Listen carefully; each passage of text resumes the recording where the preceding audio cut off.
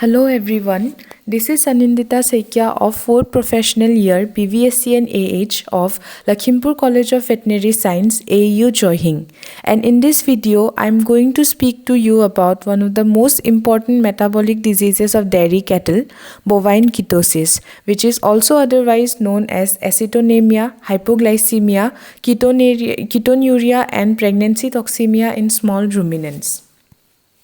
The contents of the presentation are what is ketosis, followed by epidemiology, classification, pathogenesis, clinical findings, diagnosis, treatment, and prevention. So, what is ketosis? It is a disorder of energy metabolism that results from negative energy balance and represents incomplete combustion of fatty acids, which leads to accumulation of ketone bodies, that is acetoacetic acid, beta-hydroxybutyric acid, and acetone.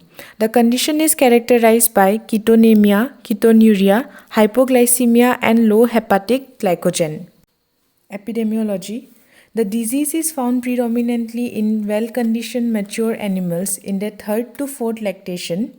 The incidence of the disease is higher in winter season as the animal is in need of extra energy to combat the stress of cold, and the crossbred animals are more susceptible than the indigenous breeds.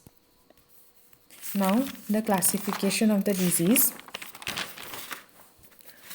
The disease is classified on the basis of its etiopathogenesis into primary ketosis or production ketosis. It is the most common form and is seen in high yielders. So what happens in this is that the high producers require a constant drain of lactose in milk, which needs to be replaced by dietary inputs of glucose precursors like propionate and amino acids. And the deficiency of these leads to increased gluconeogenesis, contributing to the accumulation of ketone bodies. The second type is secondary ketosis. Here there is reduced appetite and is noticed in diseases like traumatic reticulitis, metritis, mastitis, and displacement of abomasum. Because of reduced appetite, there is a state of hypoglycemia, which then triggers gluconeogenesis, which ultimately leads to accumulation of ketone bodies.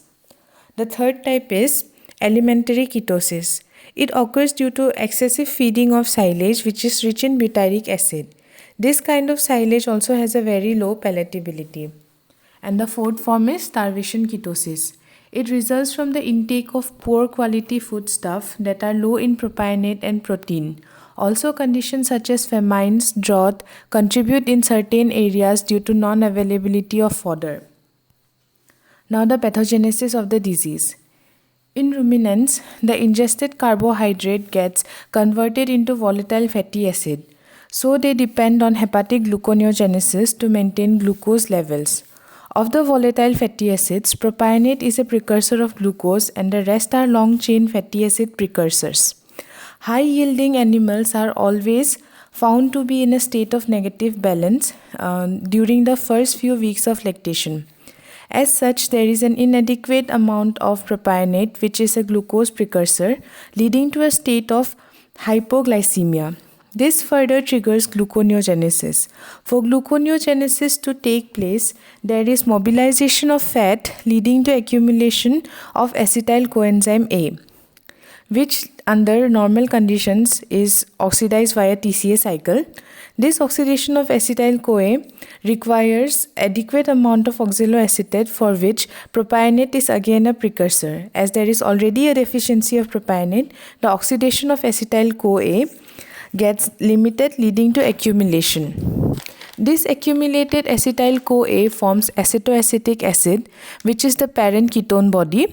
It then further gets broken down into beta-hydroxybutyric acid, acetone, and isopropyl alcohol. And this is how there is accumulation of ketone bodies. Now let's move on to the clinical findings. The clinical findings are seen in the following forms. The first one is the wasting form. It is the most common form and is because of mobilization of subcutaneous fat for the purpose of gluconeogenesis. There is a sudden and severe drop of milk yield. The animal shows an appetite for roughages and there is a profound ketotic odor in their breath. The second form is the nervous form. It is seen in only about 5% of cases and is because of the damage caused to the brain by isopropyl alcohol. It is manifested as vigorous licking of skin, moving in circles, convulsions, aimless moving, etc. And the third form is the subclinical form, where the animal does not show any signs, but in some cases there may be mild degree of hypoglycemia, ketonemia, and ketonuria. Now, the diagnosis of the disease. The disease can be diagnosed tentatively with the history of recent calving and by taking the history of production of the animal. Clinical findings such as excessive loss of body condition, nervous signs such as licking of skin, walking in circles, aimlessly walking, etc. For lab diagnosis, urine analysis can be done. Rothera's test can be employed for the detection of ketone bodies in urine.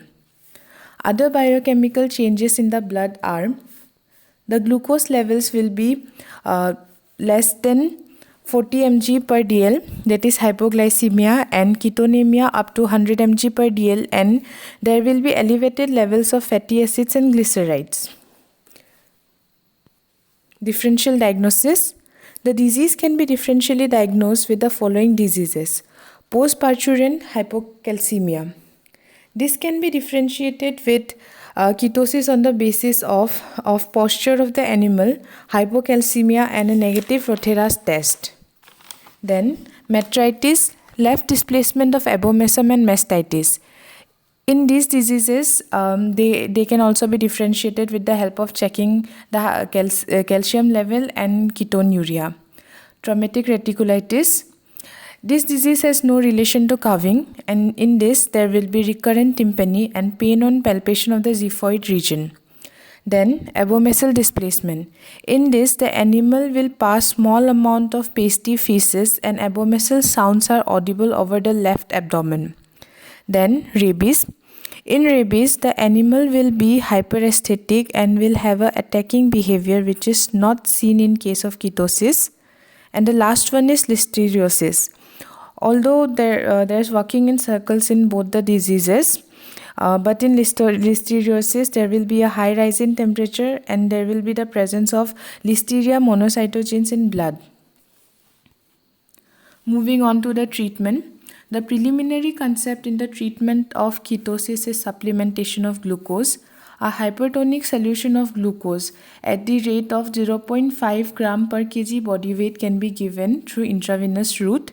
As there may be hypoinsulinemia, insulin therapy can be given with the help of short-acting insulin at the rate of 0.5 unit per kg body weight, which can be given subcutaneously after 10 to 15 minutes of IV hypertonic glucose initiation. Also, oral supplementation of propionate precursor using sodium propionate at the rate 110 gram along with 8 gram of nicotinic acid or 6 gram of D-L-methionine for 7 days is found to be effective. Glucocorticoids at the rate of 0.05 mg per kg body weight alone or along with insulin are also found to be effective, since they reduce acetyl-CoA accumulation by preferential breakdown of proteins for gluconeogenesis. And lastly, we are going to discuss how to prevent the disease. The first thing to do is to avoid fattening of the animals during pregnancy and to maintain the body condition score at 3.5 to 4 on a 5-point scale. The pregnant animal should be given a balanced diet. So these are the references I have taken while making the presentation. Lastly, thank you everyone for listening to my presentation and I hope you liked the video. Thank you.